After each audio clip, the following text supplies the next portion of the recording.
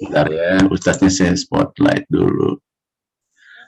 Ustadz boleh buka video, Pak Ustadz, biar bisa saya spotlight. Ya baik. Ya, monggo kita mulai. Apa ya? Nah, mana kan?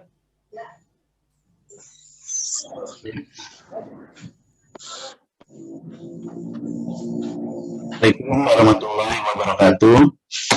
Waalaikumsalam warahmatullahi wabarakatuh.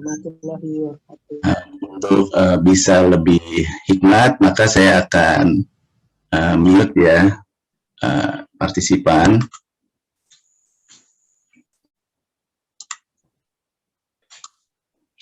Baik, terima kasih. Bismillahirrahmanirrahim. Alhamdulillah.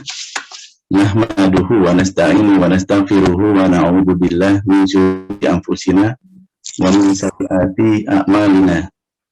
May yahdihillahu fala mudhillalah wa may yudhlilhu fala hadiyalah. Asyhadu an la ilaha illallah wa asyhadu anna Muhammadan abduhu wa rasuluh. Qala rabbi shrah li sadri wa yassir li amri wahlul 'uqdatam min lisani yafqahu qawli. Pertama-tama kami mengucapkan terima kasih kepada Al-Ustadz Dr. Kiai Haji Ali Nurdin MA yang sudah dapat memberikan waktunya untuk berbagi ilmu kepada kita semua dalam waktu kesibukan beliau ya. Dan juga terima kasih kedua kami ucapkan kepada hadirin semua ya, yang saya hormati dan tidak mengurangi rasa takzim ya. Mohon maaf jika tidak bisa disebut satu persatu.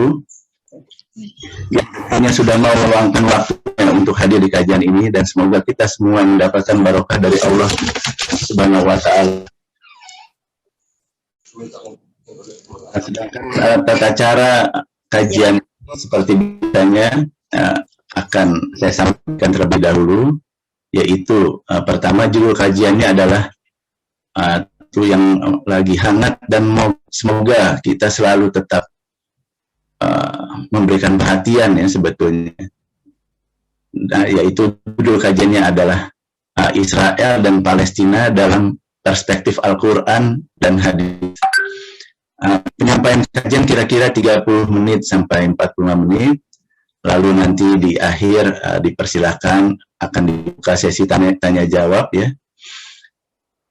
Bisa melalui chat ya, kolom chat yang ada di kolom sebelah kanan, ataupun juga via Japri juga silahkan. Juga kebetulan udah ada beberapa pertanyaan nih Ustadz, yang Japri duluan nih Ustadz, melihat judulnya itu.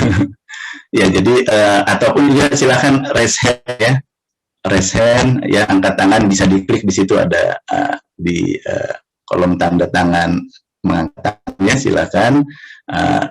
Dan untuk sementara selama penyampaian kajian akan saya mute dulu ya, sehingga akan lebih fokus mendengarkan kajian. Demikian dari sambutan dari kami, dan selanjutnya dipersilakan kepada Al-Ustadz. Tafadhol Ustadz. Baik, bismillahirrahmanirrahim. Assalamualaikum warahmatullahi wabarakatuh. Waalaikumsalam warahmatullahi wabarakatuh. Alhamdulillah, salatu wassalamu ala rasulillah wa ala alihi wa sahbihi wa wala, la hawla wa la quwwata illa billah. Allahumma faqihna fid din wa 'allimna at-ta'wil, amma ba'd. Bapak Ibu sekalian, wabil khusus host kita, tuan rumah kita, Mas Edwin. Sebelum kita masuk ke tadabbur terhadap petunjuk-petunjuk Allah, baik dalam Al-Quran maupun hadis Nabi SAW, perlu kami sampaikan dua hal. Yang pertama adalah tema bahasan kita ini sepenuhnya adalah perspektif Al-Quran dan hadis. Jadi mungkin kalau kita tidak singgung perspektif politik misalnya, itu sesuatu yang mungkin nanti bisa ditambahkan. Yang pertama. Kemudian yang kedua, Al-Quran itu bukanlah buku sejarah, bukanlah kitab sejarah, melainkan kitab petunjuk. Maka meskipun narasi pembahasan kita nanti akan menggunakan pendekatan kronologis, ini pendekatan yang biasa digunakan dalam kajian histori, kajian sejarah, namun Al-Quran harus kita posisikan sebagai kitab petunjuk. Maka mau tidak mau ketika kita membahas aspek sejarah dari Al-Quran, kita harus berendah hati untuk meminjam penjelasan para ulama tafsir, kemudian penjelasan dalam riwayat-riwayat atau hadis-hadis, juga penjelasan dari sumber-sumber sejarah. Literasi sejarah ini sepanjang bisa membantu menjelaskan konten ayat, maka itu akan kita coba hadirkan. Baik, mari kita mulai tentang Palestina dan Israel di dalam Al-Quran seperti apa penjelasannya. Palestina di masa lalu disebut dengan wilayah yang membentang, itu bagian dari sebuah wilayah kuno yang disebut sebagai Kanaan. Ya, Kanaan. Di dalam satu wilayah Kanaan itu ada perkampungan yang namanya Aur Kaldean. Inilah perkampungan yang sekarang itu disebutnya sebagai Hebron. Maka Bapak Ibu yang pernah berkunjung ke Palestina, itu biasanya kita akan dari Yerusalem mengunjungi Hebron, itu kurang lebih 1 jam saja dengan kendaraan. Nah itulah kemudian hidup seorang utusan Allah yang bernama Nabiullah Ibrahim alaihissalam.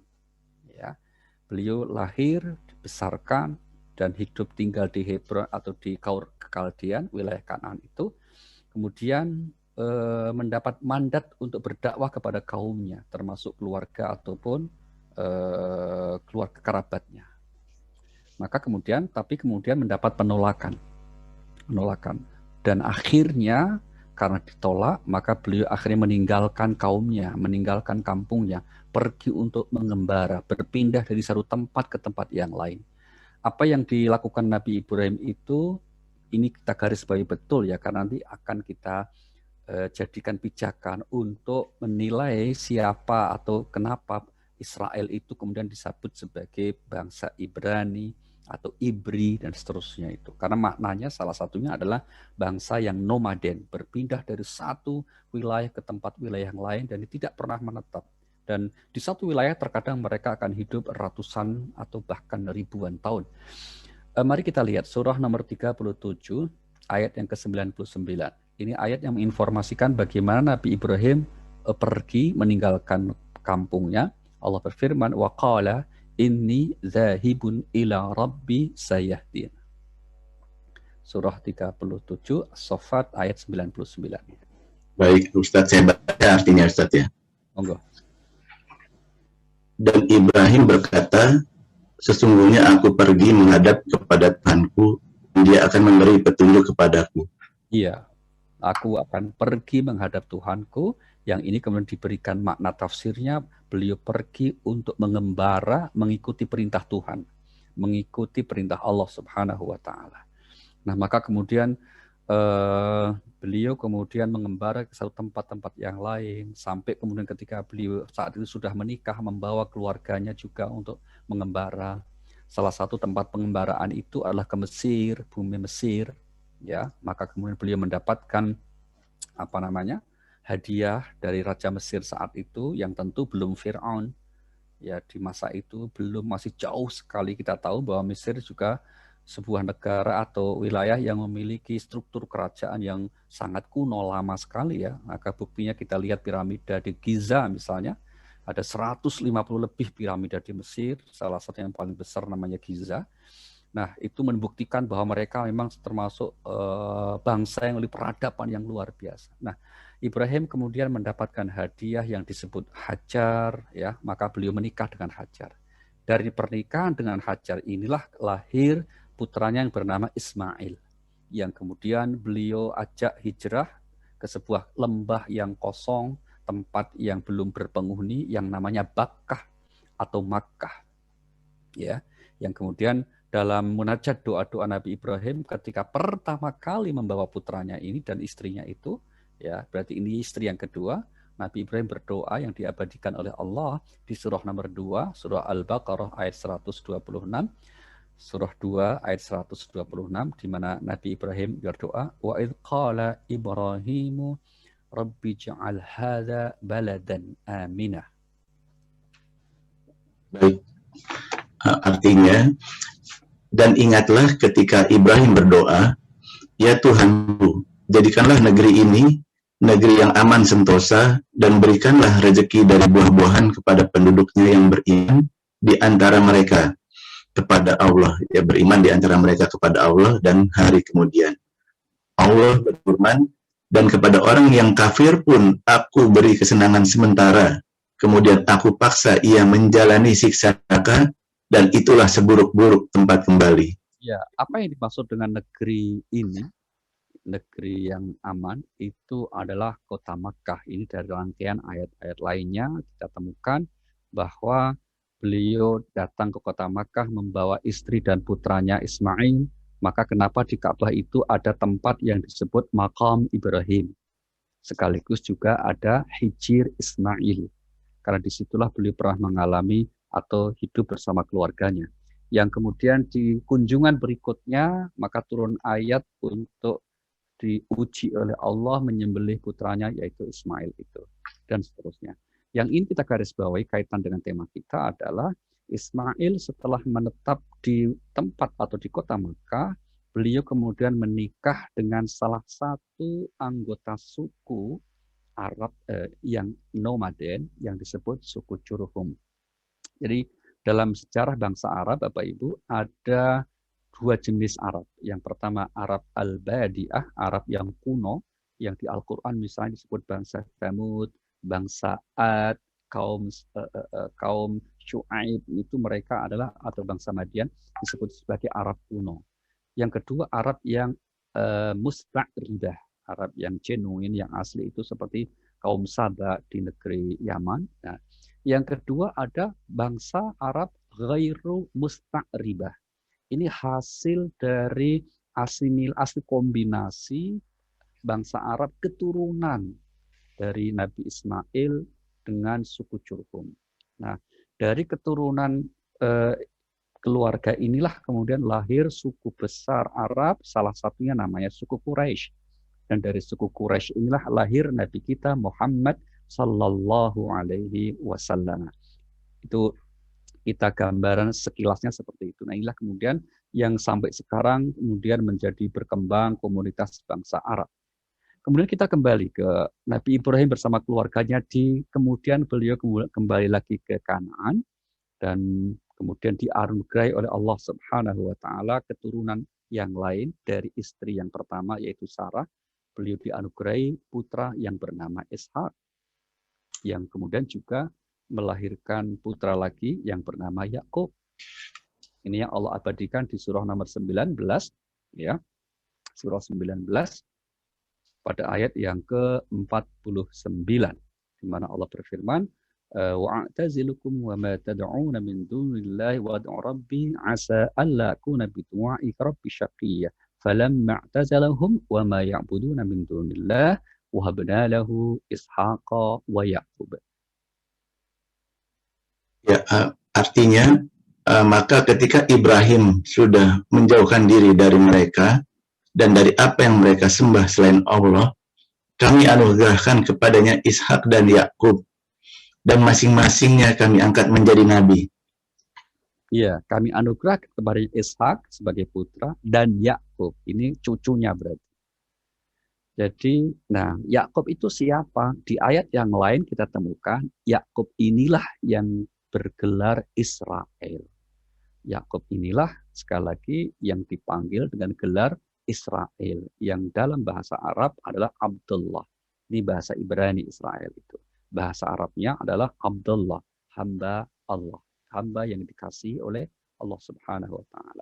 Kita tahunya bahwa Yakub adalah Israel dijelaskan di surah 19 ayat yang ke-58. Ya, ayat yang ke-58. Dalam ayat ini Allah menegaskan bahwa ulaikal ladzina an'ama Allah 'alaihim minan nabiyyina wa min dzurriyyati Adam wa mimman hamalna ma'anu wa min dzurriyyati Ibrahim wa Israil. Baik, Ustaz. mereka itu adalah orang-orang yang telah diberi nikmat oleh Allah, yaitu para nabi dari keturunan Adam, dan dari orang-orang yang kami angkat bersama Nuh, dan dari keturunan Ibrahim dan Israel, dan dari orang-orang yang telah kami beri petunjuk dan telah kami pilih. Apabila dibacakan ayat-ayat Allah yang Maha Pemurah kepada mereka, maka mereka menyungkur dengan bersujud dan menangis. Iya, dari keturunan Israel, yaitu dalam kurung Yakub alaihissalam. Nah, kenapa kemudian Al-Quran memanggil komunitas bangsa ini dengan istilah Bani Israel? Bani artinya keturunan, Israel artinya Yakub alaihissalam. Jadi bangsa yang besar ini merupakan keturunan dari Nabi Yakub alaihissalam yang merupakan cucu Nabi Ibrahim alaihissalam. Jadi kalau tadi kita sebut Arab keturunan Ismail, yaitu keturunan juga Ibrahim, maka sebetulnya Bani Israel dengan Arab itu bertemu satu nenek moyang, yaitu Ibrahim alaihissalam. Baik, kita lanjutkan. Nah, saat itu Nabi Yakub juga tinggal di wilayah yang disebut Kanaan itu. Ya, kita tahu kisah ini cukup panjang diceritakan di dalam Al-Quran, terutama di surah Yusuf alaihissalam. Di surah Yusuf, ya kita lihat secara sekilas misalnya, Nabi Yakub dikaruniai 12 orang anak. Salah satunya Nabi Yusuf alaihissalam. Mari kita lihat surah nomor 12.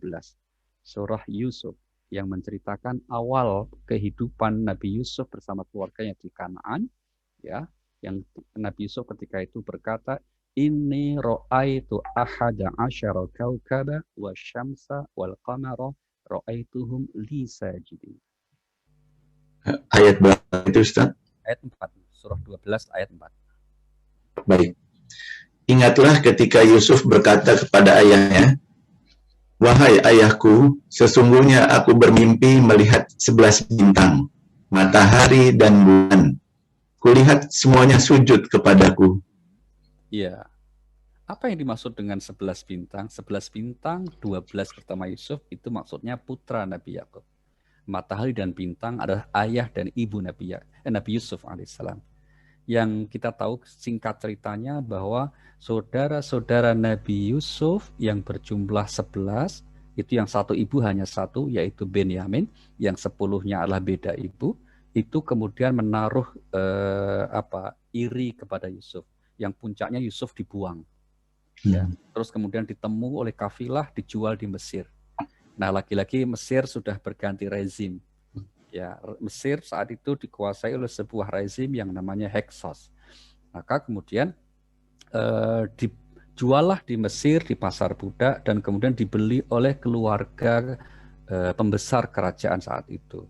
Dan Nabi Yusuf akhirnya tinggal di sebuah keluarga pembesar itu yang oleh Al-Quran gelarnya Al-Aziz. Al-Aziz yang menurut beberapa riwayat itu punya istri yang bernama Zulaikha. Ya, terlepas yang jelas Al-Quran tidak menyebut namanya, hanya dikatakan Imro'atu Aziz, ya, istri dari Al-Aziz.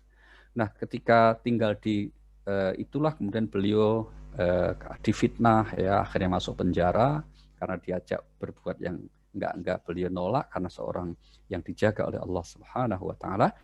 Dan kisah singkat ketika beliau akhirnya keluar dari penjara adalah ketika Al-Malik, Raja Mesir saat itu bermimpi, ya, mimpi 7 sapi gemuk makan 7 sapi kurus dan seterusnya, maka tidak ada yang bisa menakwilkan mimpi itu kecuali Yusuf. Yusuf menakwilkan mimpi tentu atas izin Allah, mengatakan bahwa Mesir akan mengalami paceklik, ya, masa subur 7 tahun dan masa paceklik 7 tahun. Maka beliau mengatakan, tolong perintahkan kepada rakyat Anda di saat masa subur simpanlah sebagian besar makanan itu dan cukup untuk kemudian makan, nanti untuk jaga-jaga di masa paceklik.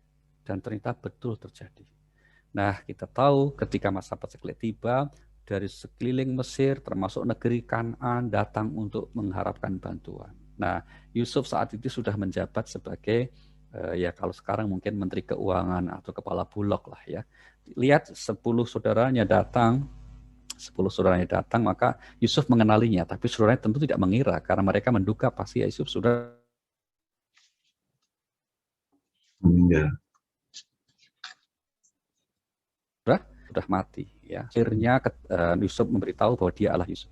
Dan dia merintahkan agar kiranya apa? Agar kiranya ayahandanya, ibunya, semuanya kemudian diajak berpindah ke Mesir. Ini yang kemudian diabadikan oleh Allah di surah 12 ayat 19. Maaf, ayat 99. Ya. Ayat 99, Nabi Yusuf mengatakan agar keluarganya, ayah bundanya, nah, kira-kira gitu.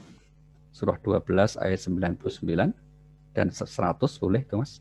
Ya, baik, Ustaz. Ayat 99-nya artinya adalah, maka tatkala mereka masuk ke tempat Nabi Yusuf, Yusuf merangkul ibu bapaknya dan dia berkata, masuklah kamu ke negeri Mesir, insya Allah dalam keadaan aman. Lalu ayat 100-nya, saya lanjut juga ya Ustaz ya. Mangga. Ia menaikkan kedua ibu bapaknya ke atas singgasana, dan mereka semuanya merebahkan diri seraya sujud kepada Yusuf, dan berkata Yusuf, wahai ayahku, inilah takbir mimpiku yang dahulu itu. Sesungguhnya Tuhanku telah menjadikannya suatu kenyataan, dan sesungguhnya Tuhanku telah berbuat baik kepadaku. Ketika dia membebaskan aku dari rumah penjara, dan ketika membawa kamu dari dusun padang pasir, syaitan merusakkan hubungan antaraku dan saudara-saudaraku. Sesungguhnya Tuhanku maha lembut terhadap apa yang dia kehendaki. Sesungguhnya dialah yang maha mengetahui lagi maha bijaksana. Ya, inilah episode awal kehidupan Bani Israel di Mesir. Ini episodenya mulai dari sini. Dan itu berlangsung ratusan tahun. Sampai kemudian rezim penguasa Mesir berganti dengan rezim Fir'aun. Ya.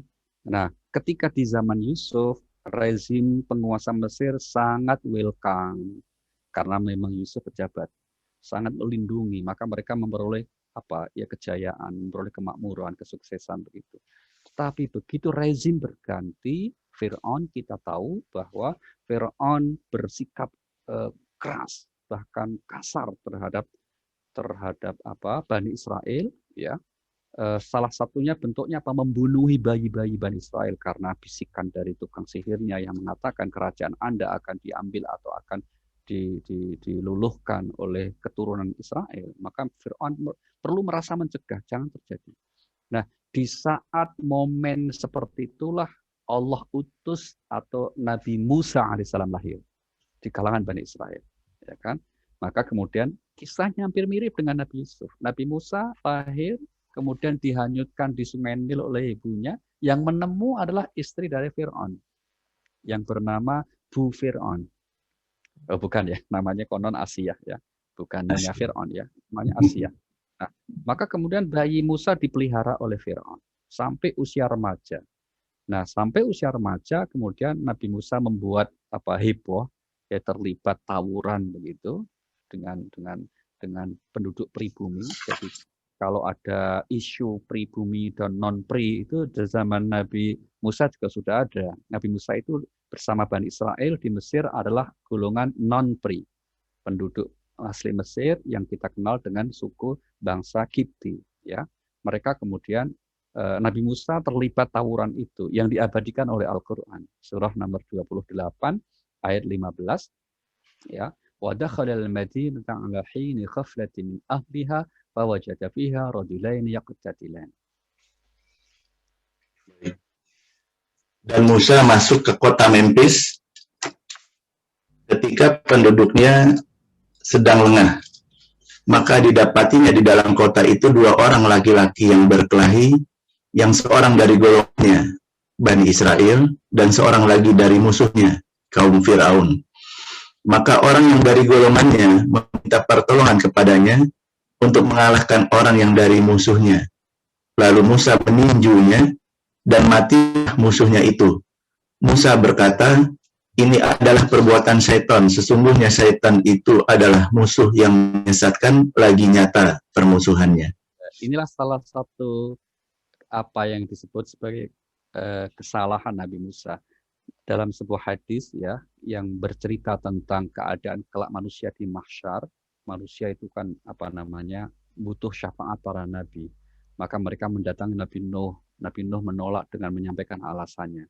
Nabi Ibrahim menolak dengan menyampaikan alasannya. Nabi Musa juga menolak dengan menyampaikan alasannya. Salah satu alasannya ini karena beliau katakan saya pernah berbuat salah, gitu ya. Maka kemudian akhirnya ada seorang yang memberitahu, ini saya singkat saja, ini karena panjang di Al-Qasas ini panjang ya, cerita tentang Musa ini. Ada yang beritahu bahwa kerajaan sudah tahu atas perbuatan membunuh Anda. Maka saya anjurkan Anda pergi, meninggalkan Mesir. Maka Musa pergi meninggalkan Mesir, menuju ke sebuah wilayah yang disebut Madian. Ya, Madian. Disitulah hidup seorang nabi yang namanya Syuaib. Sampai akhirnya beliau dinikahkan dengan putri Nabi Syuaib ini, dan kemudian tapi yang menarik itu maharnya itu di Al-Quran dikatakan sampai bekerja 8 tahun. Ya, 8 tahun itu kalau gajinya UMR aja itu kira-kira berapa totalnya itu ya. Kita hitung tuh Mas Edwin ya, berapa itu totalnya itu kira-kira itu ya.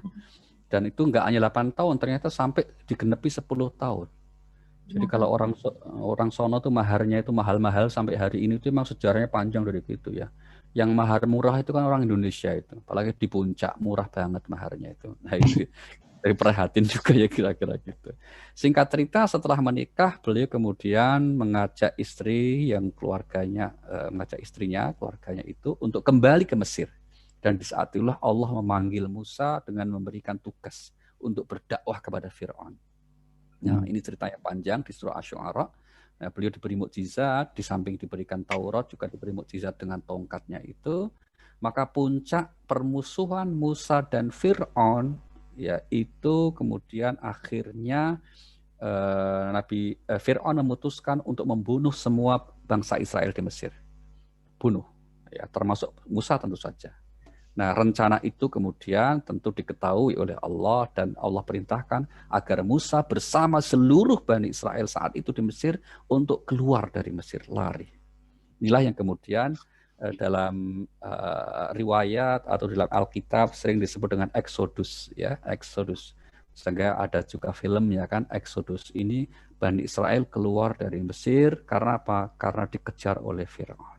Nah, Al-Quran menggambarkan, mari kita lihat surah nomor 26, ayat 61 sampai 63. Allah berfirman di ayat ini, "Falamma tara al-jam'ani qala ashabu Musa inna lamudrakun qala kalla inna ma'i rabbi sayahdin." Maka setelah kedua golongan itu saling melihat, berkatalah pengikut-pengikut Musa, sesungguhnya kita benar-benar akan tersusul. Lalu Musa menjawab, sekali-kali tidak akan tersusul. Sesungguhnya Tuhanku besertaku, kelak Dia akan memberi petunjuk kepadaku. Ya. Lalu kami wahyukan kepada Musa, pukullah lautan itu dengan tongkatmu, maka terbelahlah lautan itu, dan tiap-tiap belahan adalah seperti gunung yang besar. Kita sudah tahu kisah populernya, masyhur di dalam Al-Quran juga diceritakan dalam beberapa surah, ya. Akhirnya Nabi Musa dan Bani Israel berhasil melewati laut itu, Laut Merah, dan kemudian ketika sudah sampai di seberang, Fir'aun dan bala tentaranya mengejarnya, tapi ketika mereka sampai di tengah laut, maka laut itu kemudian menyatu kembali, maka habislah, selesai kisah tentang Fir'aun. Nah, sekarang pertanyaan lanjutannya, itu Nabi Musa bersama Bani Israel kemanakah gerangan menuju? Nah, Al-Quran menjawab di surah nomor 5 Al-Ma'idah ayat 21. Ya, surah 5 Al-Ma'idah ayat yang ke-21. Wa idh qala Musa liqaumihi ya qaumi dzkuru ni'matallahi 'alaikum, dan seterusnya. Nah, di lanjutan ayat dikatakan ya qaumi dzkhulul ardhal muqaddasata allati kataballahu lakum. Baik, yang ayat 21-nya, hai kaumku, masuklah ke tanah suci Palestina yang telah ditentukan Allah bagimu, dan janganlah kamu lari ke belakang karena takut kepada musuh, maka kamu menjadi orang-orang yang merugi. Iya, jadi Mereka oleh Allah diperintahkan melalui Nabi Musa agar masuk ke Palestina, ke Yerusalem. Ya, sebagai tempat yang telah Allah tetapkan untuk mereka. Allah janjikan kepada mereka. Ya, inilah maka kemudian kalau ada klaim dari orang Israel bahwa Palestina berdasarkan doktrin kitab suci mereka itu adalah tanah yang dijanjikan, ya di dalam Al-Quran juga ada penegasan hal itu. Gitu ya. Nah, sebelum kita teruskan, Palestina sendiri dengan Yerusalemnya sendiri, kita tahu itu ada situs suci masjid yang disebut Masjid Al-Aqsa. Nah, dalam beberapa riwayat dari Nabi Shallallahu Alaihi Wasallam, Al-Aqsa yang maknanya tempat yang jauh itu dibangun pertama kali oleh Nabiullah Ibrahim alaihissalam. Ya, itu yang membangun. Jadi dalam hadis dikatakan ketika Nabi Ibrahim setelah membangun Ka'bah, meninggikan Ka'bah bersama putra Ismail, beliau kembali ke Kanaan, kemudian meletakkan fondasi Aqsa. Ya, sehingga kemudian saat itu Aqsa tentu bukan struktur bangunan masjidnya. Al-Quran ketika menyebut kata masjid tidak harus struktur bangunan. Ya, lokasi atau semacam ya tempat biasa itu seringkali disebut dengan kata masjid, termasuk Masjidil Haram misalnya, itu struktur bangunnya baru sangat sederhana yang ada hanya batas-batas saja. Nah, kita kembali.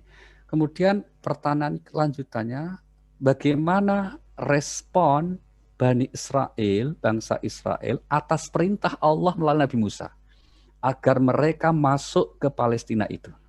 Lanjutan ayat meneruskan. Ayat dua-duanya. Silakan Mas Edi. Mereka berkata, "Hai Musa, sesungguhnya dalam negeri itu ada orang-orang yang gagah perkasa. Sesungguhnya kami sekali-kali tak akan memasukinya sebelum mereka keluar daripadanya. Jika mereka keluar daripadanya, pasti kami akan memasukinya." Iya, baik. Ini kita lihat dari aspek sejarahnya juga. Palestina yang di dalamnya ada kota Yerusalem itu menjadi wilayah yang tidak memiliki struktur kekuasaan tersendiri sejak dulu. Tidak ada. Ini berbeda dengan Mesir misalnya, berbeda dengan Persia, Iran, berbeda dengan Irak, dengan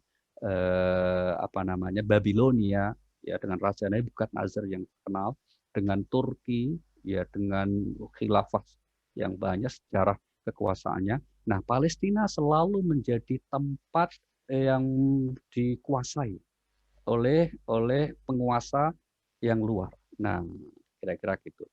Nah, di saat Nabi Musa diperintah Allah ya kemudian sama Bani Israel untuk memasuki kota Yerusalem itu, saat itu Palestina dikuasai oleh bangsa Babilonia. Sehingga kemudian mereka takut, nggak mau. Nah, padahal jaminan Allah apa? Lanjutkan Mas ayat 23-nya. Baik. Berkatalah dua orang di antara orang-orang yang takut kepada Allah, yang Allah telah memberi nikmat atas keduanya, serbulah mereka dengan melalui pintu gerbang kota itu. Maka bila kamu memasukinya, niscaya kamu akan menang, dan hanya kepada Allah hendaknya kamu bertawakal, jika kamu benar-benar orang yang beriman. Nah, jika kamu benar-benar orang yang beriman, ya, kalau kamu wahai Bani Israel benar beriman, percaya kepada Allah melalui nabinya, yaitu Nabi Musa alaihissalam, maka jangan mikirin nanti gimana. Pokoknya sami'na wa ta'na. Gitu. Cuma memang karena bangsa ini sejak awal tidak pernah percaya dengan Nabi Musa, termasuk ajaran-ajarannya, mayoritas mereka tidak percaya. Maka kemudian apa jawaban mayoritas Bani Israel atas jaminan kemenangan dari Allah itu? Ayat 24-nya Mas, lanjut. Mereka berkata, "Hai Musa, kami sekali-kali tidak akan memasukinya selama-lamanya, selagi mereka ada di dalamnya. Karena itu pergilah kamu bersama Tuhanmu, dan berperanglah kamu berdua. Sesungguhnya kami hanya duduk menanti di sini saja." Kurang ajar sekali ya, kurang ajar sekali. Terus berangkat sama perang sama Tuhan. Nah, kalau menang baru kami masuk. Gitu. Kira-kira. Jadi mereka nggak mau, kalau terpatah bahasa kita itu nggak pernah mau kena getahnya, pengennya langsung makan buahnya. Gitu. Ini sikap licik mereka begitu. Sehingga kemudian Allah hukum atas sikap itu. hukuman ini yang diabadikan ayat 26-nya langsung saja itu, Mas Edwin. Ya. Allah berfirman, jika demikian maka sesungguhnya negeri itu diharapkan atas mereka selama 40 tahun. Selama itu mereka akan berputar-putar kebingungan di bumi padang itu. Maka janganlah kamu bersedih hati memikirkan nasib orang-orang yang fasik itu. Oke, baik. Oleh Al-Quran, mayoritas mereka kemudian disebut sebagai golongan yang fasik karena menentang perintah Allah dan Rasul-Nya. Sehingga episode inilah yang dalam sejarah sering disebut dengan diaspora. Great diaspora. Mereka kemudian mengembara dalam keadaan kebingungan yang tidak memiliki sama sekali tanah air tempat mereka menetap. Nah, kemudian sampai kemudian Nabi Musa wafat, ya selama beberapa puluh tahun atau bahkan ada yang menyebut beberapa ratus tahun mereka belum bisa memasuki kota Palestina atau wilayah Palestina. Maka kemudian Al-Quran mengabarkan bagaimana kehidupan pasca wafat Nabi Musa alaihissalam. Ya, mereka tetap memelihara asa, memelihara cita-cita untuk dapat masuk wilayah Palestina sebagai wilayah yang ditetapkan, dijanjikan untuk mereka. Nah, ini yang kemudian Allah menggambarkan episode selanjutnya di surah nomor 2 Al-Baqarah ayat 246, ya. Alam tara ilal mala'i min bani Israil min ba'di Musa idh qalu li nabiyyin law mub'ats lana malikan nuqatil fi sabilillah. Apakah kamu tidak memperhatikan pemuka-pemuka Bani Israel sesudah Nabi Musa? Yaitu ketika mereka berkata kepada seorang nabi mereka, angkatlah untuk kami seorang raja, supaya kami berperang di bawah pimpinannya di jalan Allah. Nabi mereka menjawab, mungkin sekali jika kamu nanti diwajibkan berperang, kamu tidak akan berperang. Mereka menjawab, mengapa kami tidak mau berperang di jalan Allah, padahal sesungguhnya kami telah diusir dari anak-anak kami? Maka tatkala perang itu diwajibkan atas mereka, mereka pun berpaling, kecuali beberapa saja di antara mereka, dan Allah Maha mengetahui siapa orang-orang yang zalim. Iya, dan akhirnya mereka yang minta sebetulnya supaya diangkat raja atau penguasa di antara mereka yang sanggup memimpin mereka untuk menaklukkan Palestina. Nah, maka kemudian Nabi saat itu yang diutus oleh Allah, tidak disebutkan Nabi siapa ya namanya, yang jelas itu pasca Nabi Musa, karena banyak sekali rangkaian Nabi. Nanti dalam beberapa kitab tafsir macam-macam namanya itu. Tapi singkat cerita, akhirnya doa Nabi tersebut dikabulkan, dipilihlah, diangkatlah yang akan memimpin mereka, namanya Tolut. Mereka sempat keberatan, Tolut siapa? Kamu nggak kenal, itu bukan bangsawan seperti kami.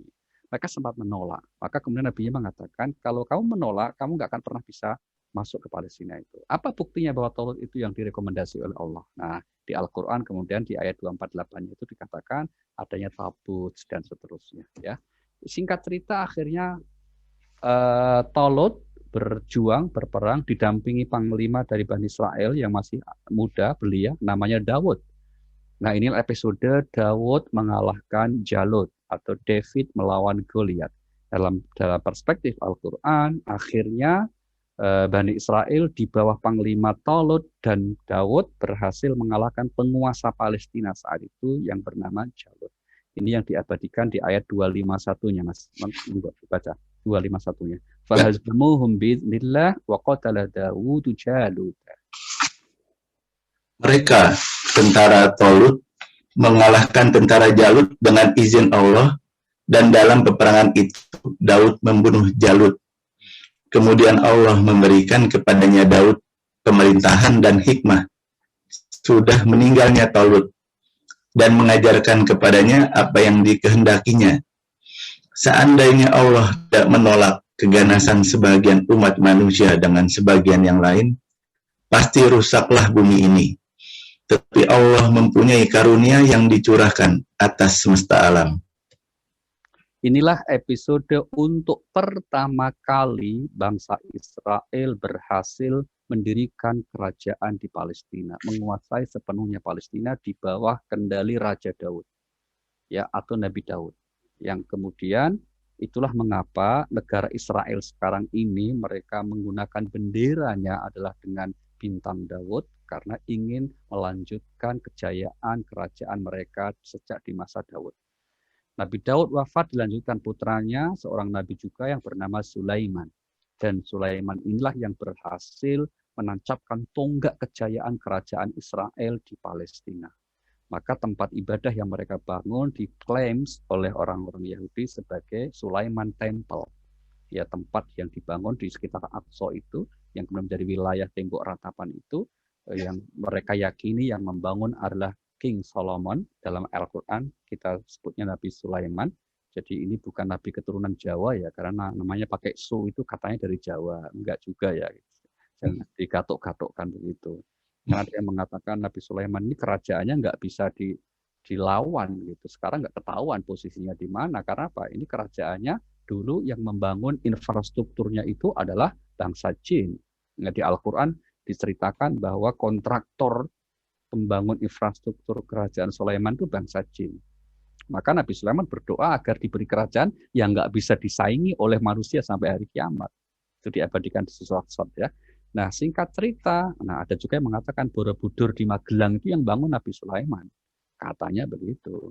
Selesai bangun Borobudur, kembali ke Yerusalem, mampir daerah yang dekat dengan Magelang Borobudur itu. Nah, tempat ampirannya itulah yang kemudian diberi nama Sleman. Itu dari Sulaiman. Nah, ini namanya gatuk-matuk ya, boleh setuju boleh enggak. Yang jelas itu enggak bisa daerah itu.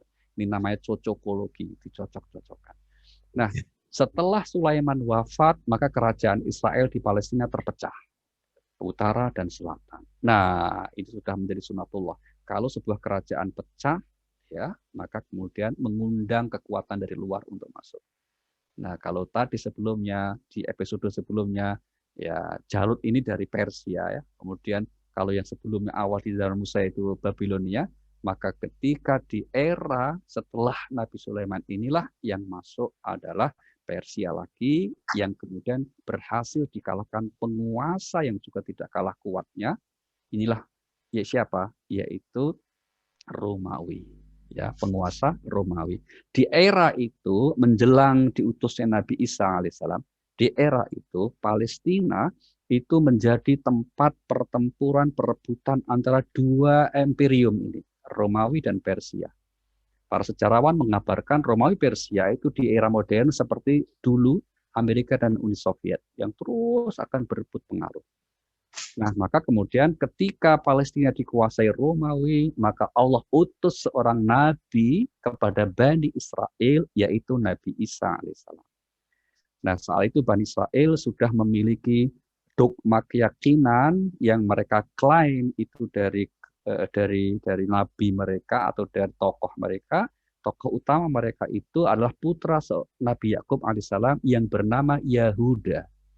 Yahuda adalah putra Nabi Yakub alaihissalam, salah satu putra. Satu dari 12 putra Nabi Yakub namanya Yahuda. Maka tokoh inilah yang kemudian menjadi inspirasi bangsa Israel sehingga kemudian mereka menisbatkan keyakinannya sebagai pengikut Yahuda sehingga menjadi Yahudi.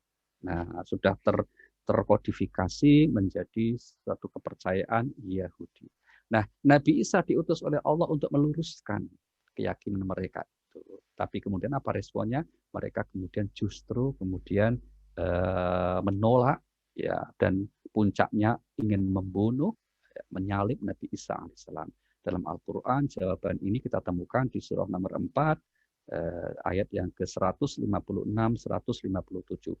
Wa bi kufrihim wa qaulihim ala Maryam buhtanan 'azima. Dan karena kekafiran mereka terhadap Isa dan tuduhan mereka terhadap Maryam dengan kedustaan besar, zina, dan karena ucapan mereka, sesungguhnya kami telah membunuh Al-Masih, Isa putra Maryam, Rasul Allah, padahal mereka tidak membunuhnya dan tidak pula menyalibnya. Tetapi yang mereka bunuh ialah orang yang diserupakan dengan Isa bagi mereka. Sesungguhnya orang-orang yang berselisih paham tentang pembunuhan Isa benar-benar dalam keraguan tentang yang dibunuh itu. Mereka tidak mempunyai keyakinan tentang siapa yang dibunuh itu, kecuali mengikuti persangkaan belaka. mereka tidak pula yakin bahwa yang mereka bunuh itu adalah Isa. Iya. Nah, penguasa Romawi di Palestina saat itu sangat tidak familiar atau sangat tidak suka dengan bangsa Israel. Maka penguasa, para kaisar di Romawi, penguasa Romawi melakukan kalau sekarang mungkin semacam genosida ya, dihabisin bangsa Israel di Palestina. Maka kemudian akhirnya bangsa Israel ini mencar kembali, ya, kemudian lari kembali kemana ke berbagai wilayah. Ya. Salah satu tempat yang menjadi tujuan mereka menuju ke arah utara dari Palestina, sampailah mereka ke sebuah wilayah yang kemudian disebut dengan Yathrib. Ya, Yathrib yang kemudian inilah kota Madinah. Ya. Sehingga ketika Rasulullah Shallallahu Alaihi Wasallam diutus oleh Allah dan hijrah ke Madinah, mengapa sudah ada komunitas Bani Israel, Yahudi, ya, yang begitu kuat karena mereka sudah ratusan tahun tinggal di Yathrib itu. Bahkan sudah menggunakan bahasa Arab sebagai komunikasi mereka. Nah, di antara suku besar Yahudi yang sangat berpengaruh di Madinah saat itu, yaitu namanya Bani Quraidah, Qainuqa, dan Bani Nadir. Inilah 3 suku besar yang sangat berpengaruh dan seringkali mereka melakukan adu domba terhadap suku Arab Madinah, yaitu Aus dan Khazraj. Ini yang dilatar belakang begitu banyak turun ayat Al-Quran di dalam periode Madaniyah, ayat-ayat Madaniyah. Nah, salah satunya maka kita mengenal apa yang disebut sebagai surat Al-Hasyr. Al-Hasyr artinya pengusiran. Pengusiran apa? Nah, pengusiran terhadap orang-orang Bani Israel dari Madinah. Kita lihat surah nomor 59, ayat yang kedua. Huwallazi akhrajal ladzina kafaru min ahli kitab min diyarihim li awwalil hasyr. 59 ayat 2. Ya. Dialah yang mengeluarkan orang-orang kafir di antara ahli kitab dari kampung-kampung mereka pada saat pengusiran yang pertama. Kamu tidak menyangka bahwa mereka akan keluar, dan mereka pun yakin bahwa benteng-benteng mereka dapat mempertahankan mereka dari siksa Allah. Maka Allah mendatangkan kepada mereka hukuman dari arah yang tidak mereka sangka-sangka, dan Allah melemparkan ketakutan dalam hati mereka. Mereka memusnahkan rumah-rumah mereka dengan tangan mereka sendiri dan tangan orang-orang mukmin. Maka ambillah kejadian itu untuk menjadi pelajaran, hai orang-orang yang mempunyai wawasan. Iya, baik. Dari setelah episode inilah kemudian dunia kemudian mengenal penguasa utamanya adalah kekhilafahan kaum muslim yang beribu kota di Madinah, yang kemudian berpindah ke kekuasaan di Bani Umayyah yang berkota di Damaskus. Damaskus ini masuk wilayah yang kalau dulu disebutnya Kan'an, di zaman Rasulullah disebut dengan Biladi Syam. Biladi Syam, negeri Syam. Negeri Syam itu termasuk Palestina, ya, kemudian Suriah, Lebanon, dan Yordania untuk sekarang ini. Nah, maka kemudian Palestina kemudian sejak zaman Umar bin Khattab selalu di bawah kekuasaan kaum muslimin. Sampailah kemudian ketika di zaman Daulah Bani Abbasiyah ini terjadi peperangan besar yang disebut Perang Salib, memperebutkan Yerusalem karena ada Al-Quds yang juga tempat suci kaum Nasrani, sehingga kemudian sampai 3 abad perangan itu, dan belum ada cerita di mana itu ya kaum Bani Israel, di mana itu orang-orang Yahudi. Semuanya masih sembunyi, masih nggak karu-karuan begitu ya. Sampai kemudian di masa modern ketika kekuasaan Islam mulai mundur, dan kemudian bangkitlah bangsa Romawi di Eropa yang sudah terpecah menjadi beberapa negara, nation state bentuknya, karena ditemukanlah berbagai macam teknologi, terjadi revolusi industri, maka penjajahan kolonialisme di seluruh dunia. Ya, sisa kekuasaan Islam ada di Istanbul, yaitu dengan di abad yang ke-16 itu adalah Turki Utsmani atau Ottoman Empire, Turki Utsmani. Yang kita tahu salah satu raja terkenalnya nama Al-Fatih, yang gelarnya itu ya Sultan Mahmud Al-Fatih, yang berhasil menaklukkan Konstantinopel yang dulunya wilayah Romawi dan kemudian dirubah menjadi Istanbul, yang kita tahu salah satu yang monumental adalah Hagia Sophia. Baik, nah kembali lagi di era modern inilah kemudian wilayah Palestina yang disebut Biladus Syam tadi kemudian dikuasai oleh Inggris. Ya, kita tahu Belanda dapat Indonesia, Perancis dapat Mesir, kira-kira gitu dengan di sekitarnya, dan Inggris dapat diantaranya adalah India dan juga wilayah Timur Tengah yang di Palestina itu. Nah, ketika kemudian bangsa-bangsa yang dijajah ini memerdekakan diri, melakukan perlawanan karena efek dari Perang Dunia I dan Kedua, nah Inggris akhirnya memberikan kemerdekaan kepada semua negara jajahannya. Gitu ya. Malaysia dimerdekakan, Brunei dikasih hadiah merdeka, demikian juga di negara Biladus Syam ini. Ya, orang Suria dimerdekakan, diserahkan ke orang Suria, demikian juga dengan orang Yordania, Lebanon. Hanya Palestina yang oleh Inggris tidak diserahkan kepada penduduk Palestina yang asli di situ, tapi diserahkan kepada orang-orang Israel, Yahudi yang kemudian dari diaspora mereka mencoba kembali lagi. Maka 1948 berdirilah negara Israel atas dukungan Inggris. Gitu ya. Sampai kemudian sekarang, saat itu wilayahnya sangat kecil, tapi kemudian orang Arab marah dengan keputusan Inggris, maka terjadilah 1967 Perang Arab yang cuma 6 hari. Tapi 6 hari ini telah mengukuhkan Israel menang, berhasil menguasai berapa? 60% wilayah Palestina. Tadinya cuma kurang lebih wilayah itu yang dikuasai 40%-an, 30%. Tapi dengan perang itulah berhasil 60%. Nah, belum selesai, terus akan terjadi perluasan, perampasan tanah-tanah milik Palestina ya, sampai kemudian Yerusalem pun akhirnya jatuh. Ya, sehingga kemudian sekarang tersisa 2 kota besar saja, yaitu Gaza dan Ramallah. Ya, ada kota kecil yang juga menjadi wilayah di Palestina, namanya Jericho, tapi itu sangat kecil administratif ya, tidak seberapa penduduknya. Tapi itulah sekilas sejarah sampai kemudian zaman sekarang. Nah, sebagai penutup, kira-kira nih prediksi Al-Quran akhir bangsa Israel itu seperti apa? Nah, kira-kira gitu ya. Mari kita lihat, ini salah satu prediksi Al-Quran, nubuah dari Al-Quran, di surah nomor 17, ayat yang ke-7.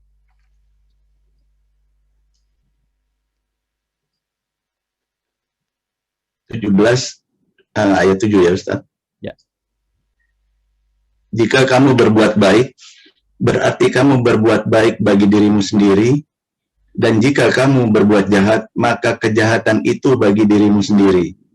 Dan apabila datang saat hukuman bagi kejahatan yang kedua, kami datangkan orang-orang lain untuk menyuramkan muka-muka kamu, dan mereka masuk ke dalam masjid, sebagaimana musuh-musuhmu memasukinya pada kali pertama, dan untuk membinasakan sehabis-habisnya apa saja yang mereka kuasai. Nah, pertanyaannya, apakah prediksi ayat ini sudah terjadi atau belum? Nah, para ulama tafsir berbeda pendapat. Ada yang mengatakan itu sudah terjadi. Itulah peristiwa di mana bangsa Israel dihabiskan baik di masa Nebukadnezar, kemudian Titus, bahkan ada juga yang di zaman di Eropa, yang di era modern ya, apa yang disebut dengan Hitler itu. Ada yang mengaitkan seperti itu. Ada juga yang mengatakan ini belum terjadi. Ya, ini belum terjadi. Nanti ketika dalam beberapa riwayat dijelaskan mereka akan juga mengalami kebinasaan dan seterusnya itu, itulah kapan waktunya, wallahu a'lam.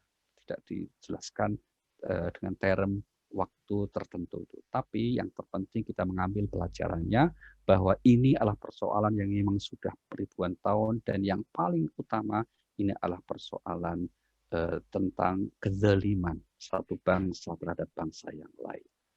Baik, begitu Mas Edwin. Monggo, saatnya kita buka saya kira kalau ada yang ingin menyampaikan tambahan informasi. Baik Ustadz, dalam waktu lebih kurang 45 menit tersampaikan sejarah dari awal sampai hari ini. Masya Allah Ustadz. Silakan jika ada yang mau bertanya, bisa raise hand ataupun juga di kolom chat ataupun juga japri. Dan sebetulnya sudah ada beberapa juga yang lain, sudah ada beberapa yang bertanya nih Ustadz.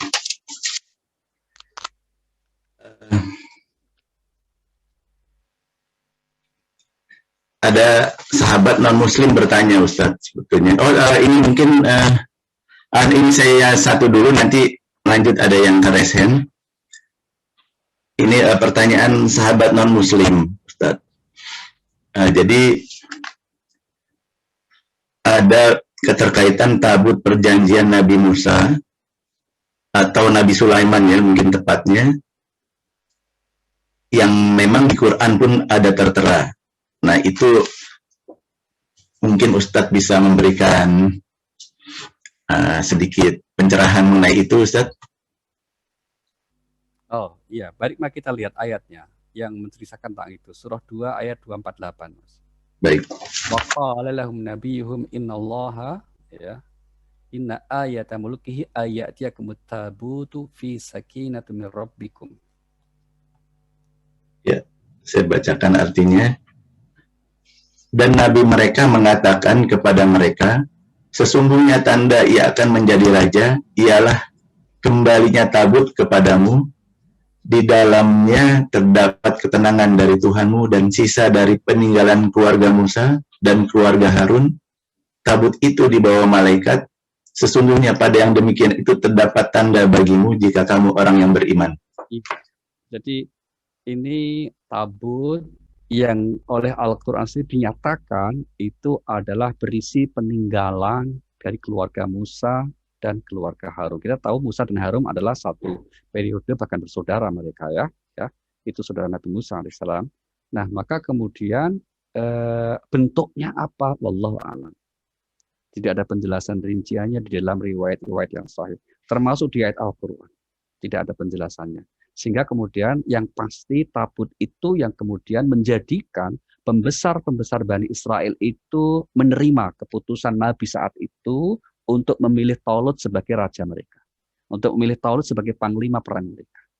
Itu. Sehingga kemudian bagi para ulama tafsir itu tidak terlalu jauh memberikan penjelasan. Kenapa tidak menjelaskan? Ya karena memang tidak ada penjelasannya.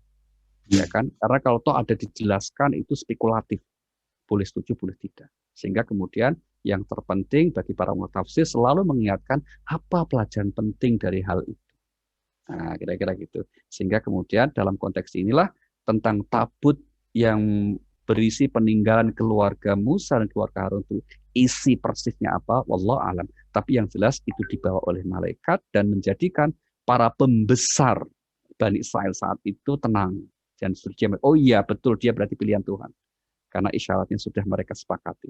Nah, mungkin dalam riwayat-riwayat atau dalam versi Alkitab ada penjelasannya, nah itu saya kira mungkin bisa membantu menjelaskannya. Tapi dalam Al-Quran tidak diberikan rincian penjelasan isinya, maka kemudian kita fokus untuk mengambil pelajaran pentingnya dari kisah ini, yang kemudian ini rangkaian dari cerita panjang pasca Nabi Musa diutus oleh Allah kepada bangsa Israel. Begitu Mas Edwin. Ya Ustadz, ini kebetulan dia rencana mau hadir juga Ustadz ya, jadi mungkin tapi saya belum lihat sih ya. Intinya sahabat ini, sahabat non muslim, dia dari sisi kemanusiaan jelas mereka pro Palestina. Lalu yang membuat dia penasaran, dia juga bawa ayat-ayat dari Alkitab sih, tapi memang dia juga ingin lebih yakin sebetulnya situasi itu kenapa kok nih Israel mati-matian mau merubuhin Masjid Al-Aqsa yang katanya di bawahnya itu dulu peninggalan ya tanda kutip tempelnya Nabi Sulaiman, walaupun sebetulnya kan tidak ada tempel-tempelan ya gitu ya Ustadz ya, tapi kok dia bersikukuh seperti itu, yang mana itu bisa saja itu khayalan yang bisa niat dibalik itu adalah untuk menghancurkan masjid Islam sebetulnya, begitu Ustaz.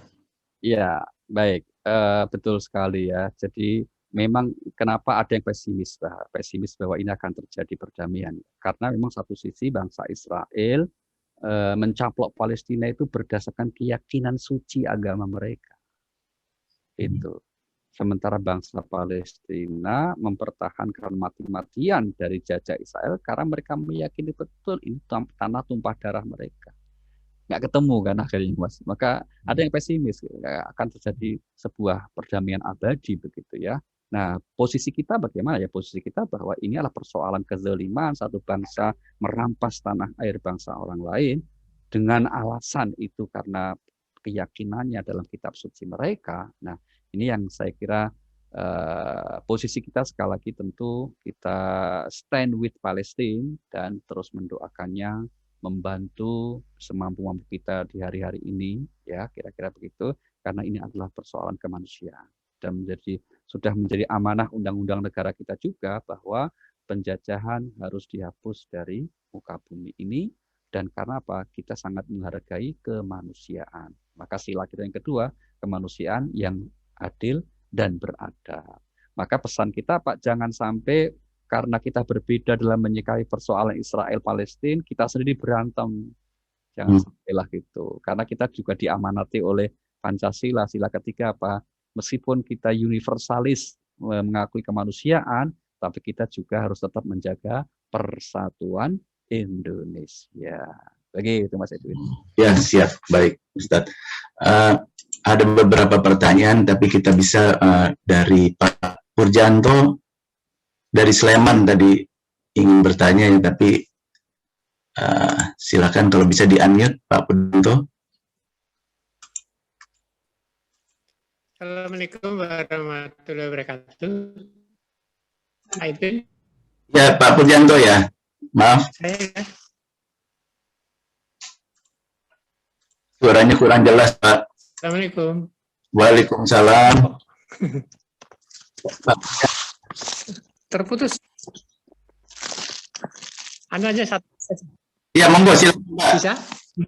Silakan Pak Purjanto. Barangkali suaranya agak keputus ya. Koneksi Pak. Geser sedikit Pak Purjanto mungkin. Di-unmute dulu Pak. Di-unmute Pak Purjanto. Ya. Usulan saya barangkali kronologi tadi Quran surat apa saja tadi barangkali kita tulis secara runtut itulah, nanti kami bisa meruntutan kembali untuk mempelajari kembali secara detailnya agar lebih memahami lagi. Karena itu tadi memang agak cepat sekali jadi kita mengikutinya agak. Iya. Bagus sekali Pak. Terima kasih. Itu aja usulannya. Iya, baik. Assalamualaikum warahmatullahi wabarakatuh. Ya, insya Allah. Nanti baik. Ini ada pertanyaan lagi Ustadz dari Tejo, Pak Sukadar Tejo. Beliau bertanya,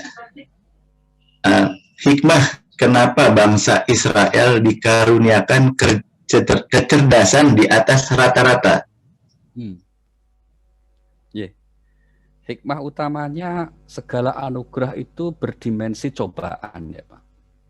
Itu berdimensi cobaan, sehingga kemudian sebetulnya itu cobaan bagi bangsa Israel itu, dan ternyata mayoritas mereka tidak lulus. Meskipun Al-Quran juga sangat objektif ketika memandang Bani Israel itu selalu mengatakan tidak semuanya jahat loh ya, begitu.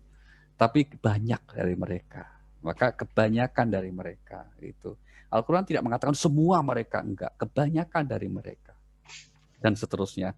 Maka para ahli sejarah kemudian dan juga didukung para ulama, di antara yang keturunan Israel yang lurus itu, yang baik itulah yang kemudian dari klan Yusuf dan Benyamin. Ya, klan Nabi Yusuf dan Benyamin inilah yang termasuk diyakini kalau kita membaca novel Leonardo da Vinci yang ditulis Dan Brown itu setelah riset 3 tahun tentang siapa itu Nabi Isa alaihissalam, itu putra Maryam, putra Imran, terus itu dari klan Bani Israel yang dari jalur Nabi Yusuf alaihissalam. Gitu. Dari jalur Benyamin maka lahir tokoh-tokoh besar yang sangat-sangat kontributif terhadap kehidupan, seperti siapa misalnya Leonardo da Vinci, Sir Isaac Newton, itu tokoh-tokoh besar yang menurut penulis ini adalah keturunan Israel dari jalur yang positif, yaitu Yusuf dan Benyamin ini. Sehingga kemudian hikmahnya apa? Kok Allah kasih kepada mereka. Ya inilah namanya juga dinamika kehidupan generasi manusia ya Pak. Selalu ada kelompok-kelompok yang diberikan kelebihan yang dalam Al-Quran sebetulnya itu tujuannya itu agar saling lita'arufu, untuk saling mengenal, saling membantu, saling bekerja sama, memakmurkan kehidupan di dunia ini, bukan saling untuk menguasai, menghegemoni. Cuma lagi-lagi ya namanya manusia. Maka kita teringat keberatan malaikat ya ketika beliau dalam tanda petik berat dikasih informasi, aku akan buat khalifah di muka bumi. Pilihanku adalah manusia. Malaikat kan nanya, ataj'alu fiha may yufsidu fiha wa yasfiku dima. Wahai Tuhan, apakah engkau akan memilih khalifah itu yang kerjaannya buat kerusakan? Ya, dan menumpahkan darah. Ya, ternyata prediksi dalam tanda petik malaikat ini sedikit banyak ada benarnya. Tapi jawaban Allah saat itu hanya, aku maha tahu, kalian tidak tahu. Nah, maka hikmahnya saya kira bahwa kecerdasan yang Allah anugerahkan kepada bangsa Israel itu menjadi ujian buat mereka, dan ternyata satu sisi mereka mayoritas tidak lulus dengan ujian itu karena apa? Menggunakan kecerdasan itu untuk berbuat durhaka. Ya, kira-kira begitu. Matur nuwun Pak Tejo. Baik. Monggo Mas Edwin. Ya, ini ada dari sahabat non muslim lagi nih Ustadz. Ya, kita doakan moga-moga semakin banyak yang bisa mengerti Islam nih saudara-saudara non-muslim kita Ustadz. Jadi pertanyaan berikutnya dia ada bertanya begini Ustadz. Ini lebih ke arah situasi sekarang sih Ustadz. Dia bertanya kenapa Hamas itu menyebar di area-area yang mana banyak ibu-ibu dan anak-anak yang di area tersebut yang bisa saja berpotensi terkena korban. Walaupun ya saya juga sudah jawab sih sebetulnya, cuma ini amanah jadi saya sampaikan ke Ustadz juga begitu Ustadz. Baik, terima kasih. Tadi di awal sudah kami sampaikan ya, wallahu alam. Kita tidak tahu persisnya apakah itu yang benar begitu situasinya gitu ya. Apakah memang jangan-jangan hanya semacam prejudice-nya dari Israel gitu. Nah itu apakah atau jangan-jangan juga sebetulnya yang menyebar bukan Hamas tapi ibu-ibunya di Gaza ini memang sengaja mereka melakukan itu. Jadi banyak perspektif cara membaca kita ya. Karena kalau kita lihat orang bangsa Palestina sekarang ini nggak ada takut-takutnya kok. Mereka itu kalau mati malah seneng syahid kok gitu. Saya nggak takut. Jadi kalau kita mengkasihani mereka itu mereka nggak butuh dikasihani kok. Coba kalau teman-teman sempat ke Palestina misalnya, di Yerusalem aja lah, di Hebron, itu nggak ada mereka umumnya menunjukkan rasa takut, terus menunjukkan rasa semacam hidupnya menderita. Menderitaan orang sini sebetulnya gitu loh. Itu ya, jadi mereka sudah puluhan tahun ya mengalami situasi seperti itu, jadi sudah imunitas mereka itu sudah hidupnya itu pokoknya hidup mulia atau mati syahid itu sudah betul-betul mereka rasakan. Jadi kalau seringkali kita membangun narasi bahwa mereka sangat menderita itu tidak selalu ya, tidak selalu. Bahwa mereka dalam situasi mencekam karena peperangan itu ya sudah menjadi makan sehari-hari. Nah, tapi tetap itu tidak normal namanya. Ya, tetap tidak normal, maka tetap harus kita bantu semampu kita dengan doa-doa kita, karena faktanya memang tidak normal. Contohnya pas sekarang ini orang-orang Palestina akan ya karena dibangun tembok yang begitu kuat ya, tembok itu dialiri listrik gitu, sehingga orang Yerusalem itu nggak bisa itu ke Masjid Al-Aqsa itu sekarang ini itu hanya sedikit sekali itu. Yang bisa pun itu di setiap pintunya kan dijaga oleh tentara Israel. Jadi untuk sembahyang pun tidak mudah sekali gitu ya. Ini contoh ketidaknyamanan itu gitu. Karena memang dalam pendudukan gitu ya, dalam pendudukan. Tapi selebihnya wallahu a'lam. Tentang yang pasti memang ini juga menjadi introspeksi kita semua ya, bahwa memang kenapa Israel masih merasa kuat gitu ya. Ya karena memang di internal kaum muslim sendiri, baik itu bangsa Arab maupun di Palestina sendiri juga memang harus bekerja keras supaya mereka nyatu. Maka banyak himbauan para tokoh supaya itu Hamas dengan Fatah itu bersatulah kira-kira. Ada cari titik temu lah, meskipun memang strateginya berbeda ya. Kalau Hamas kan strateginya bumi hangus. Strategi Hamas, bumi hangus. Pokoknya nggak sedia menerima ada Israel di bumi Palestina, maka mereka akan terus dan itu jangan lupa di belakang Hamas menurut berita-berita itu kan Iran gitu ya. Nah, ya kemudian juga kenapa kemudian Saudi nggak suka sama Hamas gitu ya, karena di belakangnya adalah Iran. Demikian juga di Lebanon, kenapa kemudian sempat mereka kemudian Hizbullah, karena di belakangnya juga akhirat. Tapi terlepas itu semua, kita merindukan ya kalau mereka itu bisa bersatu sehingga kemudian bisa punya semacam apa ya, bargaining posisi tawar yang kuat di hadapan di komunitas internasional termasuk Israel khususnya, itu akan sangat baik sekali gitu. Jangan bertikailah di antaranya gitu. Itu kan hanya melemahkan saja gitu. Sudahilah kemudian perbedaan cara pendekatan yang memang itu kurang produktif, kurang baik. Nah, harapan kita seperti itu. Tapi ya sekali lagi ini proses akan tetap terus berlangsung. Kita tetap mendoakannya, berdiri bersama bangsa Palestina, ya, semampu kita juga terus membantu mereka dengan banyaknya lembaga yang peduli. Saya kira ini satu bentuk dukungan konkret ya untuk saudara kita di Palestina. Oke, Mas. Ya, sedikit sebelum berlanjut ke pertanyaan berikut, Ustaz. Itu kan soal persatuan kan sebetulnya di era sekarang ada yang namanya hasil konferensi aman. Ya, karena itu ada jelas termasuk ulama besar Yusuf Qaradawi kalau tidak salah terlibat di dalam statement konferensi itu yang memperkuat bahwa mazhab-mazhab itu siapa saja sih sebetulnya yang diakui oleh dunia Islam. Nah, itu sebetulnya bisa dijadikan dasar juga untuk persatuan sebetulnya, Ustaz. Artinya persatuan Islam di zaman modern ini.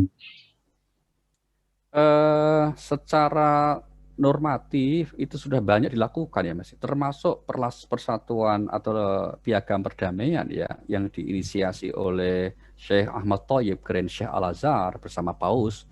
Kalau di deklarasi aman kan itu internal Muslim ya. Ini kemanusiaan. Ini kemanusiaan malah sudah gitu ya. Artinya universal gitu ya. Maka Syekh Ahmad Thayyib menandatangani deklarasi perdamaian kemanusiaan universal bersama Paus kan ya di Uni Emirat Arab itu.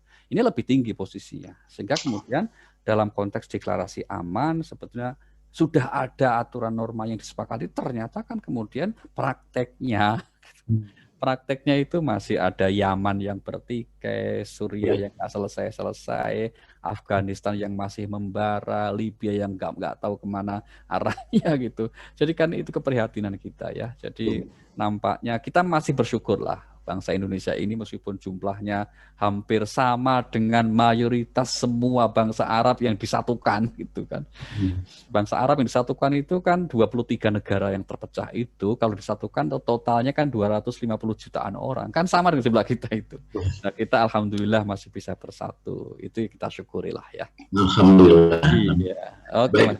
Baik Ustadz, ini berikutnya ada raise hand dari Pak Muhammad Lili. Beliau adalah penerjemah film Salahuddin Al-Ayyubi. Ustadz, silakan. Ya, terima kasih Pak Edwin. Ustadz Ali juga jazakumullah khairan. Terima kasih tadi pencerahannya luar biasa, sejarah panjang dari Israel ya. Kita tadi mendengarkan juga Ustadz menyampaikan bahwa kita nyaris pesimis ya karena memang masing-masing pihak ini mengangkat klaim sejarah yang memang melandasi mereka harus berkuasa atas Palestina gitu ya. Nah, untuk yang pro Palestina itu kan mereka mengatakan bahwa penduduk aslinya itu bangsa Kanaan itu dari ribuan tahun sebelum Masehi itu udah lebih dulu ada di sana. Dan pertanyaan adalah apakah Israel yang sekarang didirikan oleh Theodore Herzl itu kemudian dia mendirikan sebuah negara namanya Israel itu dengan panjang cerita sejarah diaspora bangsa Yahudi itu ada hubungannya, Ustadz.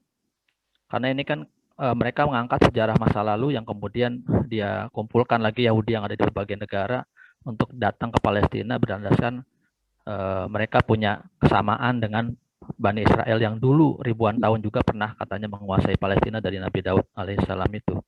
Nah, dengan sejarah panjang itu, apakah kemudian ada hubungan Bani Israel yang dulu di zaman Nabi Daud dan Sulaiman itu dengan bangsa Israel yang kemudian ini merupakan produk politik dari Theodore Herzl yang mengenakan organisasi Zionis internasional itu, Ustaz. Mohon pencerahannya, Ustaz. Iya. Baik. Terima kasih, Ustaz. Terima kasih. Kalau faktanya wallahu alam ya, apakah betul ada hubungannya? Tapi klaim mereka kan merasa ada hubungannya. Ya. Tapi kenyataannya apakah betul itu ada hubungannya atau dikonstruksikan untuk seakan-akan ada hubungannya, wallahu alam gitu ya. Tapi klaim mereka itu jelas mereka merasa itu adalah kelanjutan dari kisah di Bani Israel zaman dulu itu. Tapi bagi kita di sisi Palestina sebetulnya mudah saja. Bahwa seandainya toh ada bukti-bukti sejarah bahwa mereka berhubungan, masalahnya itu Anda nggak pernah tinggal menetap di Palestina. Gitu. Itu masalah problemnya. Anda kan pengembara kemana-mana nggak ngurusi tanah air ini. Kami yang nggak pergi-pergi ini loh, yang berhak dong. Maka dalam konteks itu kalau orang sudah meninggalkan ini jangan lupa bukan satu generasi, dua generasi loh Ustaz ya. Ratusan tahun, ribuan tahun. Tiba-tiba hanya karena merasa ada hubungannya terus nyaplok lagi. Itu kan kelewatan kira-kira gitu ya. Jadi saya kira gitu. Posisi Palestina tetap kita yakini lebih kuat dan inilah yang menjadi pijakan para pendiri para ulama kita, pemimpin negara kita sehingga tetap mendukung Palestina. Ya, Ustaz, makasih banyak Ustaz Ali. Jazakallah. Mas Edwin, lanjut Mas Edwin. Ya, siap Ustaz. Ini dari sahabat non Muslim lagi nih Ustaz. Jadi beliau bilang kalau dari kepercayaan Nasrani memang ini akan sampai akhir zaman akan konflik terus.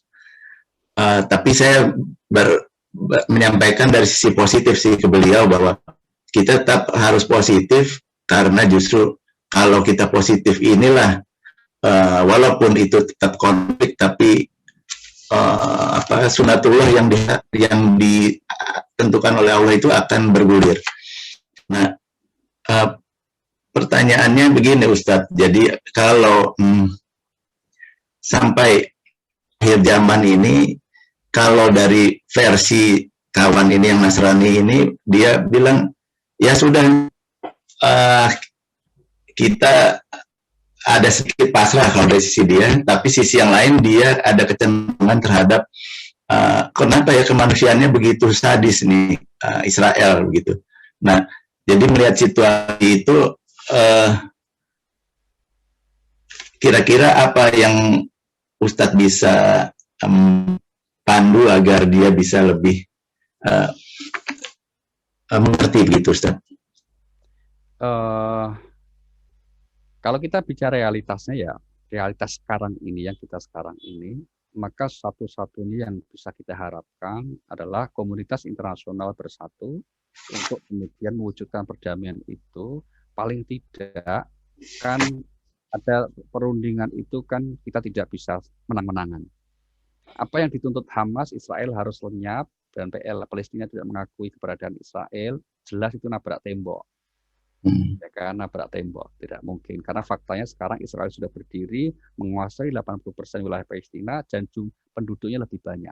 Sekarang itu 9 juta lebih penduduk Israel. Sementara Palestina sendiri itu kurang lebih ya yang terbelah di dua kota di Gaza dan Ramallah itu cuma 6 jutaan. Ya kalau toh ditambah dengan orang luar negeri paling-paling total mungkin ya 10 jutaan. Nah, artinya apa? Artinya satu-satunya kemungkinan yang bisa kita harapkan terwujud itu adalah memang ada dua negara yang berdampingan di wilayah Palestina dengan Yerusalem sebagai ibu kota bersama, kalau perlu menjadi kota internasional karena orang Nasrani juga mengakui sebagai kota sucinya. Itu satu-satunya kemungkinan. Masalahnya ini kan solusi yang seperti ini nggak mau Israel gitu loh. Israel maunya itu harus dia kuasai semua Palestina, Hamas, Fatah lenyap, ibu kota Israel Raya ini Yerusalem, itu maunya mereka. Nah, sementara pasti tidak mungkin kan menyerahkan seperti macam itu. Nah, maka kemudian ya kita lihat ke depannya sambil banyak berdoa saja ya. Mudah-mudahan terciptalah paling tidak ya apakah meskipun itu tidak perdamaian yang mutlak, paling perdamaian yang bisa menjadikan generasi Palestina masih tetap bisa tumbuh, masih bisa eksis. Kalau misalnya Israel mundur sedikit saja, ya tidak mengklaim Yerusalem sebagai ibu kotanya, tapi mau membagi dengan Palestina, mungkin ini Hamas pun akan bisa terima sedikit. Cuma masalahnya tadi itu, mereka suka bikin gara-gara di Aqsa, di Yerusalem sudah diklaim sebagai, bahkan Trump kemarin kan sudah mindah kedutaannya di Yerusalem kan sebagai pengakuan. Nah, tentu ini satu bentuk pelanggaran hukum internasional, norma internasional. Baik, itu Mas Edwin. Iya baik. Ini keterkaitan Ustadz sampaikan tadi memang saya ikut kajian Dr. Mahathir Muhammad itu beberapa hari yang lalu dan mengundang pendeta langsung dari Palestina yang dia juga menjerit di situ atas kezaliman Israel. Jadi yang menjerit ini sebetulnya bukan orang Islam saja, tapi orang Kristen pun menjerit. Pendeta itu sampai seperti kayak Ustadz aja begitu. Maksudnya bicaranya luar biasa dan terlihat di situ dia nggak setuju. Jadi semua banyak umat Nasrani di sana pun tidak setuju dengan penguasaan Israel itu karena kejam dan sadisnya. Dan tadi Ustadz bilang sampaikan bahwa ini adalah situasi yang kemungkinannya bisa tahap demi tahap penyelesaiannya. Jadi tidak kelihatannya tidak bisa langsung instan selesai sampai ujung, tapi tahap demi tahap. Dan melihat Dr. Mahathir juga menyampaikan dalam era sekarang tentu berdakwahlah dengan ilmu, lalu berusaha negosiasi dan juga cari banyak kawan, kurangi lawan. Nah ini bagaimana Ustadz keterkaitan strategi yang mungkin kita perlu serap gitu ya Ustadz? Iya, mungkin bapak-bapak para audiens mungkin bisa lebih banyak masukan yang bisa kita kerjakan bersama ya. Karena ini memang situasi yang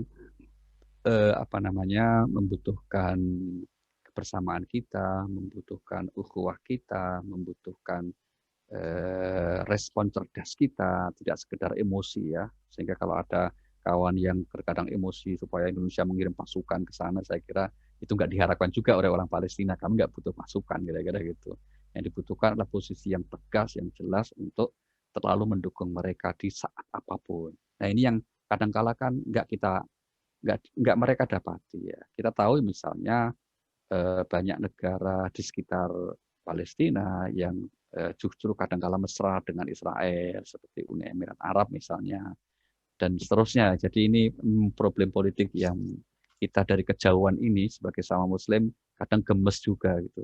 Maka hikmah terbesar kita adalah, saya kira kita terus menguatkan ukhuwah kita ya, dan kemudian mengasah diri untuk menjadi lebih cerdas supaya kemudian bisa mengimbangi lah. Meskipun kita dalam tanda petik harus yakin juga emang Israel itu sebagai bangsa yang memang Masya Allah ya.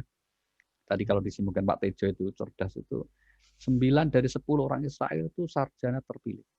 Jadi kalau kemudian penemu itu memang dari mereka itu, ya itu sampai hari ini terbukti ya.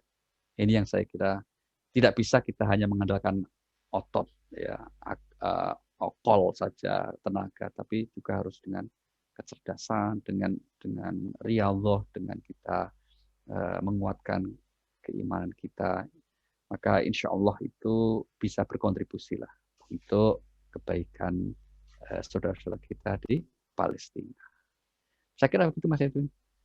Baik. Mungkin bagi teman ada, mungkin masih ada Om Adam mungkin, atau yang lain silakan. Om Adam diambil dulu Om. Oke, Pak Ali. Pak Halo. Biasanya jawab ya. Ya, gini Pak Ali.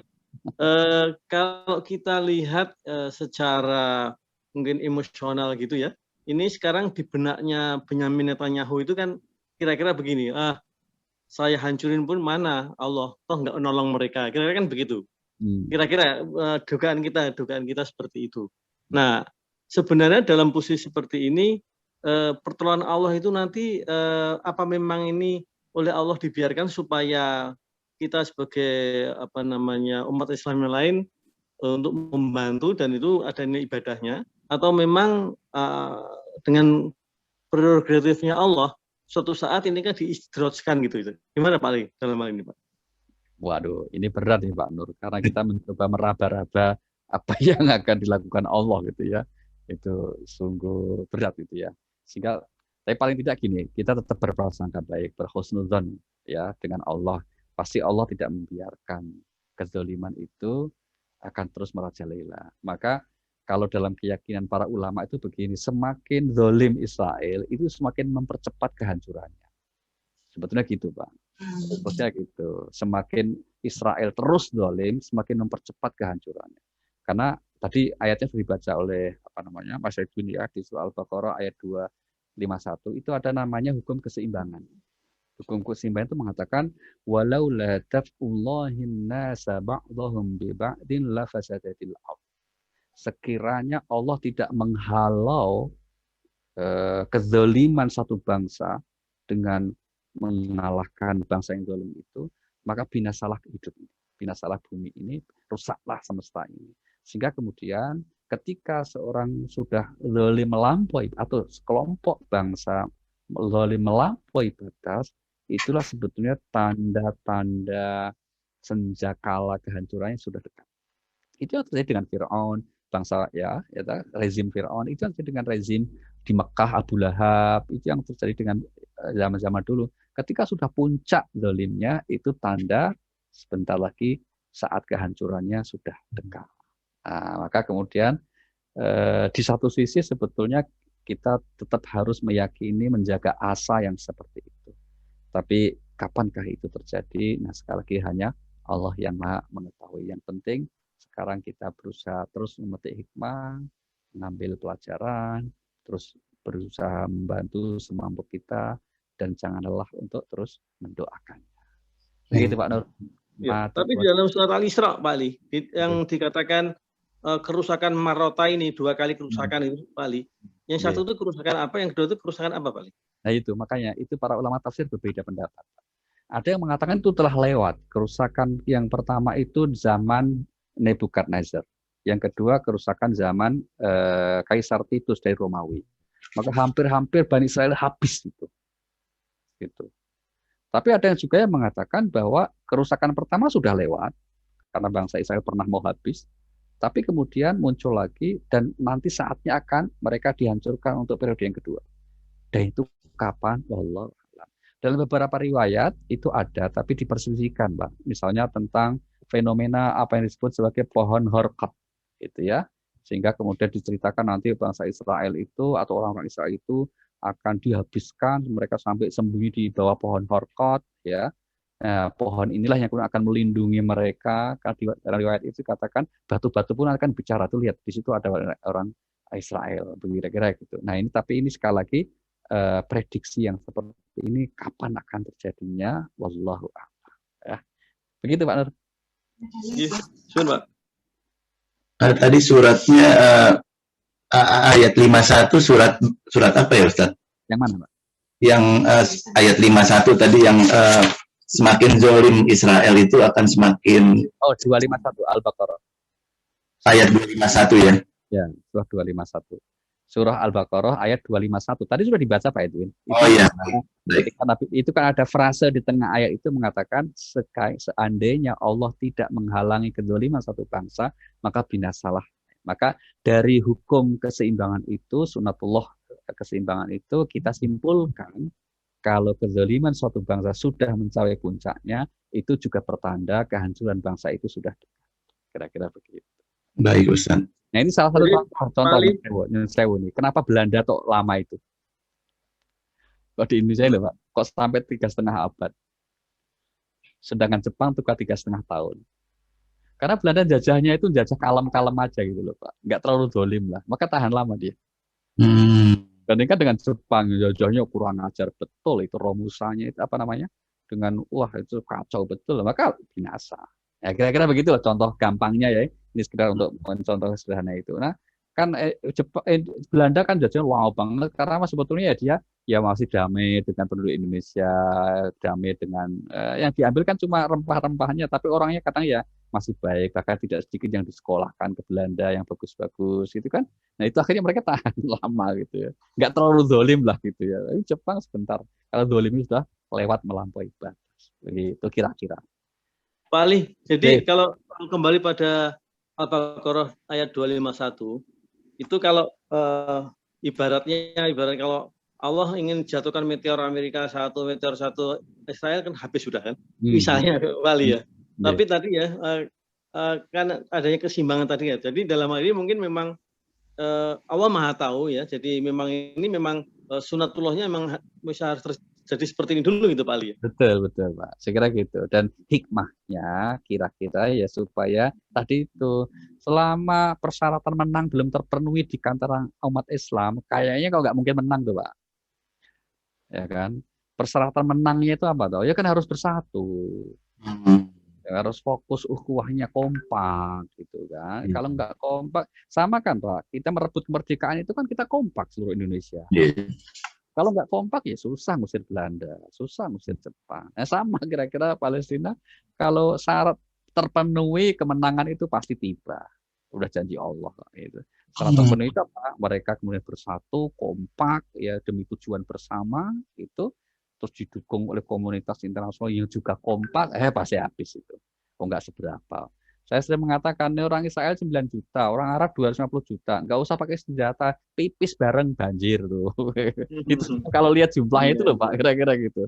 Cuma kayak gitu, mereka internal sendiri kadang-kala ya, mohon maaf itu, kayaknya agak tadi itu sulit sekali untuk bersatu itu. Wallah alam kenapa ya. Nah itu paling tidak hikmahnya ini, maka kira-kira Allah ngasih tenggang waktu lah. Kamu kalau belum berusaha untuk bersatu ya rasanya belum akan kuberi pertolongan kan gitu. Maka kita juga bisa pakai ayat ya, Allah tidak akan mengubah nasib kamu sebelum kamu semua mengubah diri kamu dengan bersatu itu. Terima kasih Mas Edwin. Mungkin demikian ya, saya kira malam ini. Sampai ketemu lagi insya Allah di sesi-sesi selanjutnya. Boleh ada sedikit Ustaz sebelum tutup? Tafadhol Ustaz. Gimana Mas? Boleh ada doa? Baik, silakan. Doa terbaik setelah kita membaca suratul Fatihah bersama, kita niatkan untuk kebaikan kita semua. Mungkin ada di antara keluarga kita yang kurang sehat, semoga diberikan kesembuhan. Yang sedang punya kesulitan, semoga diberi kemudahan. Yang punya hajat-hajat yang baik, semoga dikabulkan. Al-Fatihah. A'udzubillahi minasyaitonirrajim. Alhamdulillahirabbil alamin. Arrahmanir rahim. Maliki yaumiddin. Iyyaka na'budu wa iyyaka nasta'in. Ihdinas siratal mustaqim. Siratal ladzina an'amta 'alaihim ghairil maghdubi 'alaihim waladdallin. Terima kasih Bapak Ibu sekalian dan mohon maaf. Wassalamualaikum warahmatullahi wabarakatuh. Waalaikumsalam warahmatullahi wabarakatuh. Subhanakallahumma wa bihamdika asyhadu an la ilaha illa anta astaghfiruka wa atubu ilaik. Terima kasih banyak Ustaz.